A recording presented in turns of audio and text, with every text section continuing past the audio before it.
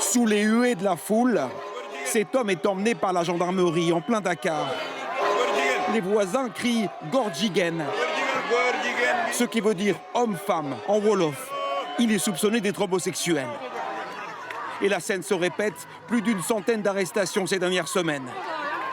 Et parfois la foule se fait justice elle-même. Cet autre homme est passé à tabac à cause de sa supposée orientation sexuelle. Alors, les homosexuels se cachent, comme cet homme qui monte dans notre voiture.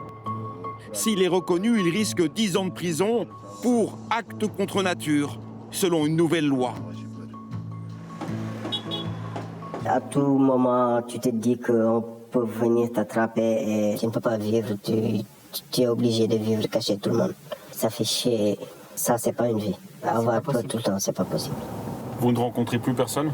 Personne depuis le début des événements. Il n'y a plus de rencontres. Souvent, les homosexuels préfèrent être arrêtés que d'être pris à partie par la foule ou par leurs voisins et risquer un lynchage sur la base de simples rumeurs.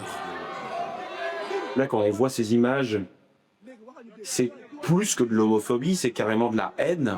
C'est de la haine et on les a nourris comme ça. On les a fait croire que voilà, il faut détester un homosexuel pour être plus croyant ou si tu tues un homosexuel, tu vas aller au paradis. Tu aimes les femmes ou tu aimes les hommes. C'est un truc personnel. Ça te concerne et ça concerne toi et Dieu. Un Français aussi a été arrêté pour la même raison mi-février chez lui à Dakar. Il a une trentaine d'années, il est ingénieur et vit au Sénégal. Voici la photo publiée par la police. Il est entouré par 3 autres suspects arrêtés le même jour. Il est toujours en prison aujourd'hui.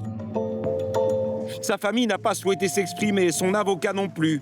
Tout le monde a peur de parler. Ses amis sont bouleversés. Ça nous a beaucoup choqués. Et après, quand on a appris les circonstances de l'arrestation, ça nous a choqué encore plus. Parce qu'en fait, ils ont frappé à la porte, il a ouvert, ils l'ont chopé, quoi. La tactique qu'ils utilisent, qui est en fait la rafle, quoi. Au Sénégal, pays à 95% musulmans, l'homosexualité a toujours été largement rejetée.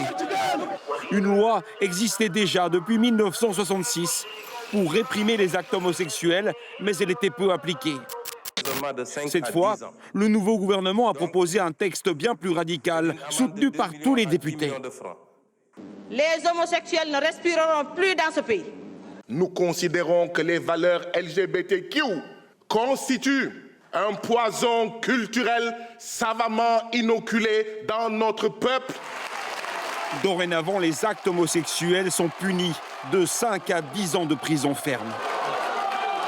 Cette loi ultra répressive a été adoptée à l'unanimité, 135 voix pour, 0 voix contre. Il y a aussi eu 3 élus qui se sont abstenus, mais pas parce qu'ils étaient opposés au texte, bien au contraire.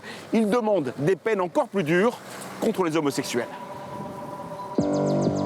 Au milieu de cette homophobie généralisée, quelques voix s'élèvent pour demander un retour à la raison.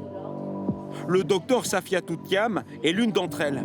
Elle dirige le Conseil national de lutte contre le sida. S'il y a des observations, oui. Car cette nouvelle loi prévoit également des peines pour ceux qui viennent en aide aux homosexuels. Ces soignants qui travaillent avec les porteurs du VIH se sentent visés. Soigner quelqu'un de séropositif, qu'il soit homosexuel ou non, c'est quelque chose qui relève de notre devoir de médecin. Nous n'avons pas le droit de baisser les bras. C'est des personnes qui comptent sur nous. Donc nous devons leur continuer à les soigner. Donc c'est très compliqué pour nous. Vous êtes inquiète? Ça se voit, oui. Je suis inquiète, mais en même temps, je suis confiante. J'espère qu'on reviendra à la raison. Vu les menaces, de nombreux homosexuels porteurs du VIH n'osent plus venir prendre leur traitement, de peur d'être arrêtés. Cela fait craindre aux spécialistes un retour en force de l'épidémie du sida au Sénégal.